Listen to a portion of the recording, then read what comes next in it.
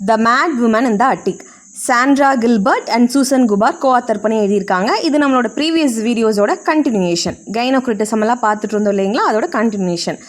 இதில் மேட் உமன்கிறது யாருன்னு பார்த்தீங்கன்னா சார்ல் பிராண்டேவோட ஜேன் ஐயரில் வர ஒரு கேரக்டர் பெர்த்தா மேசன். இந்த பெர்த்தா மேசன் கேரக்டர் எப்படி போர்ட்ரே பண்ணியிருப்பாங்கன்னா, ஒரு மேட் உமனாக அந்த ராச்செஸ்டர் கேரக்டருக்கு ஃபயர் செட் பண்ணுற மாதிரி, அவரோட பெட்டில் ஃபயர் செட் பண்ணுற மாதிரி, கடைசியில் வந்து ஃபயர் செட் பண்ணி ஒரு நாள் அந்த ஃபயர்லேயே அவங்களும் இறந்துடுற மாதிரி காமிச்சிருப்பாங்க.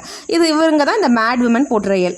ஸோ அங்கிருந்து தான் அந்த title Sandra Gilbert and Susan Gubar எழுதியிருக்காங்க. இதோட சப்டைட்டில் பார்த்தீங்கன்னா women writer and the 19th century literary imagination.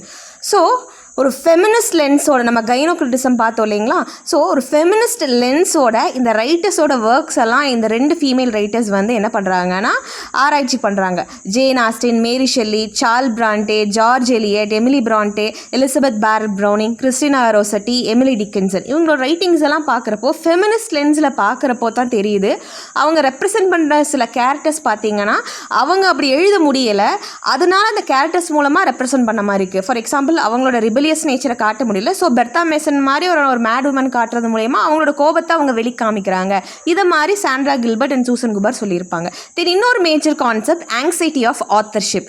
Even pen is a metaphorical பென்னிஸ்ட்னு சொல்லுவாங்க. அப்போது எழுத்து உலகத்தில் எழுதுறங்கிறது ஆண்களுக்கே உரித்தான ஒரு தொழிலாக இருந்துச்சு. அப்போது விமன் எழுத வந்தப்போ அவங்களுக்கு ப்ராப்பரான மாடல்ஸ் இல்லை. அதான் ஆங்ஸைட்டி ஆஃப் ஆத்தர்ஷிப். இப்போ நம்ம எழுதுறதை அக்செப்ட் பண்ணிப்பாங்களா, நம்மளுக்கு நிறைய மாடல்ஸ் இல்லையே, நம்ம யாரை டிபெண்ட் பண்ணி எழுதுறது, நம்மளுக்குன்னு ஒரு ஃப்ரேம் ஒர்க் இல்லையே, அப்போ நம்ம எழுதுனா இதை வந்து அப்போஸ் பண்ணுவாங்களா, வெல்கம் பண்ணுவாங்களா, இப்படிங்கிற ஒரு ஆங்ஸைட்டி விமன் ரைட்டர்ஸ்க்கு இருந்துச்சு.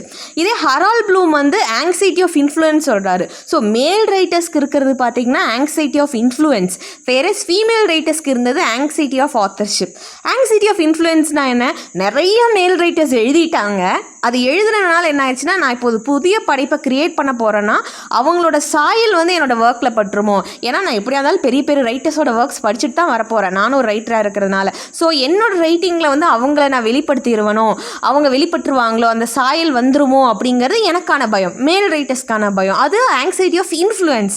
இங்கே ஃபீமேல் ரைட்டர்ஸ்க்கு ஆங்ஸைட்டி ஆஃப் ஆத்தர்ஷிப். ஏன்னா அவங்களுக்கு என்ன, நம்ம வந்து ப்ராப்பர் ஃபீமேல் ஸ்டாண்டர்ட்ஸ் நம்மளுக்கு எதுவும் இல்லை, நிறைய ஃபீமேல் ரைட்டர்ஸ் எழுதலை, அப்போ நம்ம எழுதுகிற எப்படி எழுதுறது. ஸோ அதனால தான் அவங்க மேல் ஸ்டாண்டர்ட்ஸை ஃபாலோ பண்ணி எழுதினாங்க.